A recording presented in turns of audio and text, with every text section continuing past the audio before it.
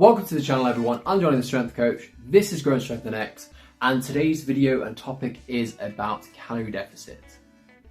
Firstly, I just wanted to say thank you very much for my new subscribers. It's been a slow, steady increase recently, and I know I haven't been doing many videos, but that hopefully will change now it's December. I've got a little bit more time, hopefully going forward I'll have a bit more time too. All I want to be able to do is get more content out there for you guys to help everyone. Now, a lot of my videos are for the top 1-2% of the people changing, small increment changes to increase their strength gains, their muscle gains, their diet gains, etc., etc. Those little tiny changes for the 1% of us who are succeeding at our fitness goals. Now, what about those 98 to 99% of us?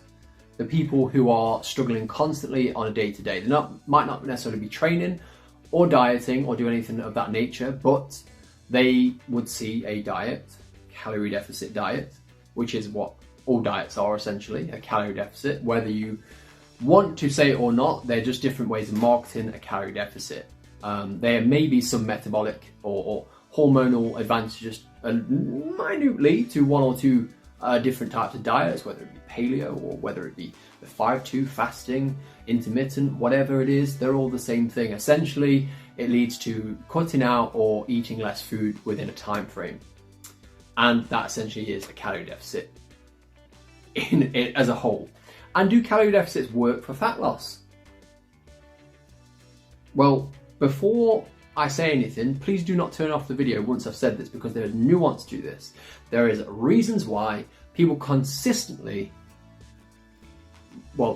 keep their weight on, essentially, because calorie deficits work, yes, but not long term. More often than not long term. It's a very small percentage of people that it does work for. The fitness industry people, the coaches, and the very small 1-2% of people who are always spouting about macros, calorie deficit, do this and you'll lose weight. Now, in essence, yes, that does kind of work, but you're speaking to the 1-2% of people that are good at their psychological barriers behind food. Sorry, I something in my throat there. So psychological barriers behind food, but also psychological barriers overall, because they haven't changed their emotional habits towards their coping mechanisms or their stress outputs. So like the comfort or the coping mechanisms. So yes, the calorie deficit works, but no, it doesn't work long term. And there are some studies to show that 95% of diets, when you see the before and after pictures, great, the after pictures, this person looks healthy, happy, strong, metabolically better, which is kind of true, but they're not. Because more often than not, they have been in such an energy deficit for so long, and guess what energy deficit leads to? It leads to being tired, it leads to lethargic, it also means cutting out very big aspects of your lifestyle that you used to enjoy, at least socially, and that's what it all comes down to. When we look at things, you look at things as a social, and more often than not, we tend to do the things that make us feel happy within that social circle. So we need to change the way we look at food, and we need to change the way we perceive it in a social setting.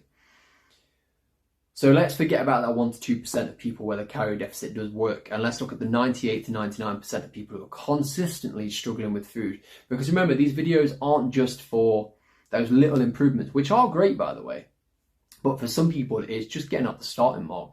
It's looking at the diet and going, okay, if I go on that 95% of people who go on a calorie deficit diet and that before and after, if they lose that weight within 2 years, they put all that weight back on plus 3 or 4 or even 5 pounds more. So we look at that and go, okay, so clearly a calorie deficit doesn't work for most people, or at least long term. What do? Well, that's hopefully where I'm here to help. For those 98 to 99% of you, I'm going to try and give you some quick, easy tips, with extensive research, of course, that are going to help you long term to sustain fat loss. And first and foremost, we need to stop calling it fat loss, weight loss.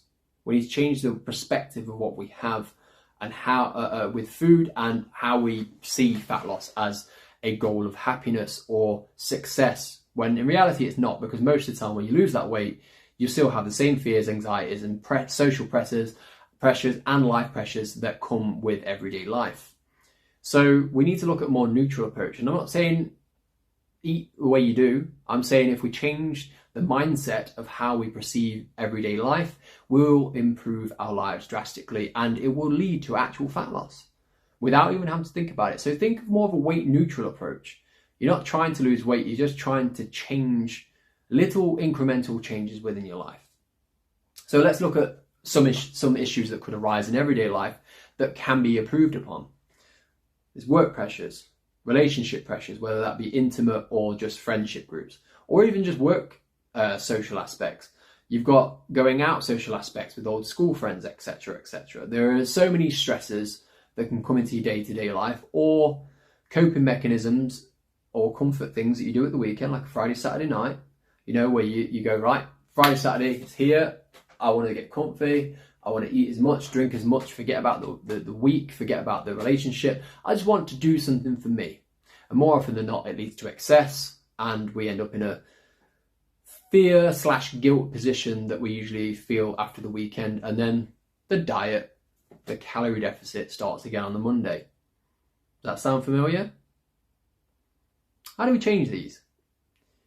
Well, let's look at it as a small breakdown. We might have relationship pressures. So maybe your relationship, your partner might be putting you down unconsciously, might not know it, or making you feel not sexy or wanted. And you might even think they might be eyeing up someone else. Now, what do we do in that position? Well, I'm not a relationship expert. I'm in a relationship myself. And one of the best things you can do is just be open and honest with your partner and be empathetic. Try and put yourselves in their shoes. I don't mean feel what they feel. I'm just saying, just try to see it from their perspective and your perspective, and trying to come to a conclusion together where you can improve each other's relationship. The more open and honest you are in a nice way, an empathetic way, you don't have to be horrible to each other, you don't have to argue, you can just be finally open. It might make you realize that some of these stresses or things have come from childhood, or the way your parents spoke to you, or the way the parents spoke to them. There are so many reasons why people act or do the things they do. And I don't think people actually go out their way to be horrible people. I think sometimes it just happens because we more often than not tend to project the things that happen to us onto others. Looking at it from this perspective, people who have been physically abused as a child are more likely to be physical abusers to their children, at least 50% more than the average person. Now, it is a bit monkey see, monkey do. It's an unfortunate human trait we have, but even recognizing ourselves being in a position where we may have had psychological traumas or anything can project onto other people, it can project on ourselves, it can make us angry, upset, and we could be the very reason why our lives aren't as happy as they could be. So being an open, honest with yourself about who you are and about your partner, and trying to understand it from their point of view as well, can massively improve a relationship. And that's not just an intimate relationship, that's a friendship, that's a work relationship. Just being open and honest can allow you to have some, at least, clarity within yourself, or at least get something off your chest, so you can now focus on getting yourselves into a nicer lifestyle. And the less stress you have, the less likely you are to comfort eat or stress eat, essentially. So that is one way of looking at it. The second one, it could just be work pressures of every day. You've got a very busy lifestyle, you've got kids, you've got this, you've got that. You've got a lot of things going on. Can you offload or ask for help? Offload anything on someone or ask for help in order for them to improve your life so you have a bit of you time. It doesn't necessarily have to mean to go exercise or to do anything other than just have you time, which can allow you to think freely, allow you to reprogram your brain so you can set your day out better, so you now have more time to prepare for food or prepare for exercise if that's something you want to do. Or it can just allow you to de-stress so you don't overeat and stress eat or comfort eat, because you now have some spare time just for yourself to just enjoy being on your own.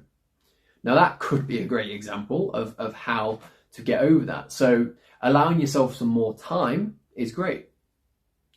Right, thirdly, of course, the exercise. Johnny, you genius. Who wouldn't have thought of that one?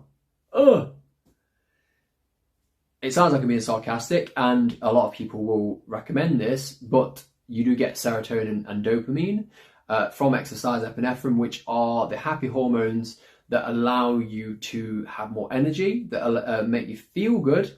And of course, when you feel good, you generally don't want to have your bad habits creep in. So what you tend to do is you make better choices.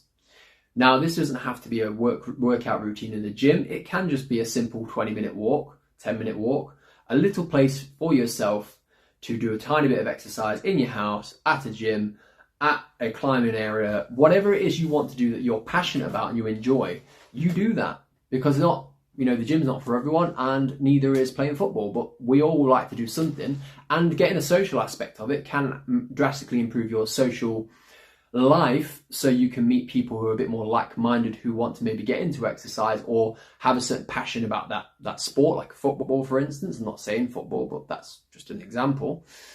You can then share different things and maybe become more involved within those groups, and eventually that could lead to a longer-term exercise routine, providing you have the time, of course.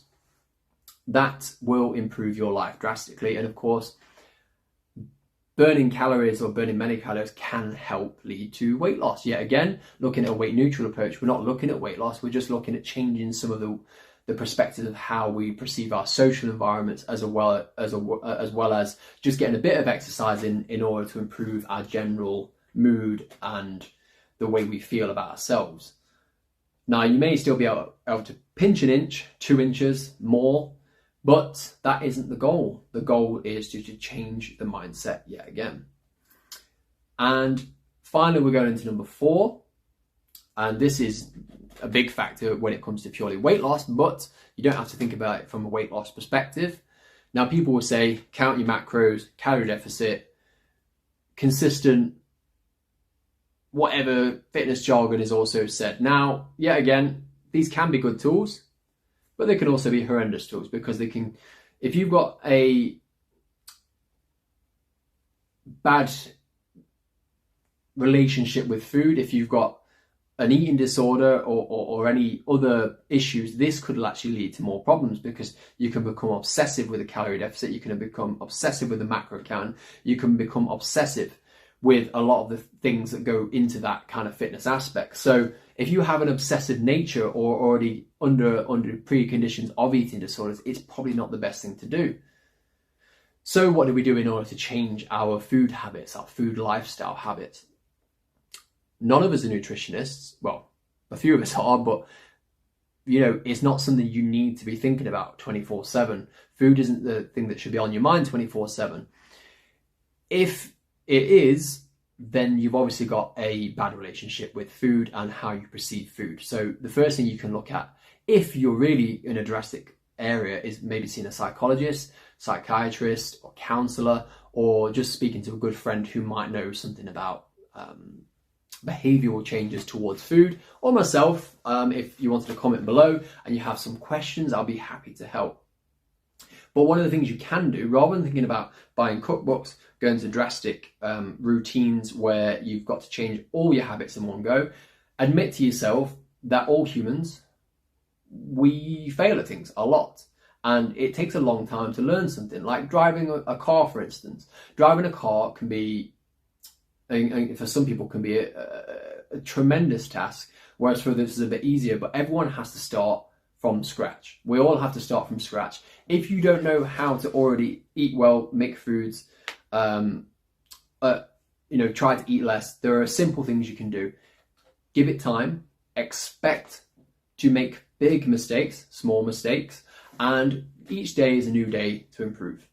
And we're not looking about necessarily improvement, we're just looking about just changing small things. Instead of having an 18-inch pizza, you have a 12-inch pizza.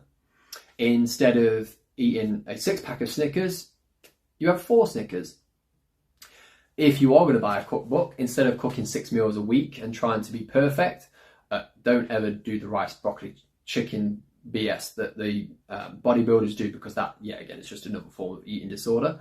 You want to find foods that you enjoy, and you don't necessarily want to cook 6 meals a week because you haven't built that into your routine yet. It's not a habitual routine. It can take months, if not years, for some people to develop that lifestyle. So the best thing you can do, just like training, just like anything else, Start from scratch. Go, I'll cook 1 meal a week or every other week.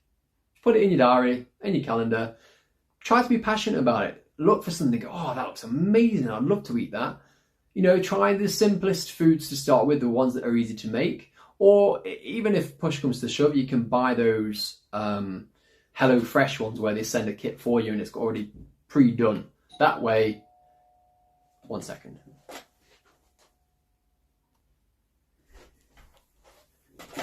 Sorry, I had a package. It's Christmas. You know what it's like. Okay, so that way you, over time, will find new recipes you enjoy, and over time you'll start to put that into your regular routine. Now, of course, this doesn't guarantee weight loss. It's a more of a weight neutral approach, but the likelihood is the better food choices you make generally over time will lead to better food choices overall, and that will eventually lead to weight loss. Now, these are all very simple things to say, but they can be very difficult things to hash out. So take your time. Don't expect perfect results because nothing comes perfectly. Expect little changes over time. Expect incremental, small changes, and relationship changes can be massive, massive things to overcome. And speaking to your partners or trying to make simple food choices or cooking a recipe each week can be a monumental task for some, not so much for others. It just depends on your current individual needs. Remember that everyone is different. We all have our own rules. We all have our own routines. And the best thing you can do is just take your time. Remember, this could take a few years. It's not a race. But if you do all these things, and eventually over time you will improve, you'll get to the point where you're now happy with your routine, you're happy with your lifestyle, and you'll see changes within your weight. And at the end of the day, you haven't thought about your weight at all, but your body starts to change over time, and your psychological changes have all come in over time as well. And now you're a happy, healthy, metabolically healthy, hormonally healthy individual who may even get to have six-pack abs, but obviously that's a different subject for a different day. At the end of the day, if all you want is a six-pack abs, you're not going to change anything up here, and that's what it all stems down to. Everything's the same, but the way we perceive things and the way we approach things differently can change our lifestyles for the better. Now, I hope this has helped. If it has, comment below, let me know. If you've got any friends that are really struggling with diet or any other aspect, please share this video out because it's going to be a game changer for some, and for others maybe not so much, but that's okay. You'll find another way in order to get the approach that you want in the end. Remember, individuals, not the group, that makes the difference. Adapt over time, you'll do great, okay? Anyway, hope you've enjoyed this video. If you want any more videos like this, then please share, comment, like. I'll do more videos like this. And in the next video, it should be lat pull up versus lat pull down, because I know some of you subscribers have been watching the lat pull up video in order to improve pull ups. Now we're looking at other ways we can improve that as well. I'll see you in the next one.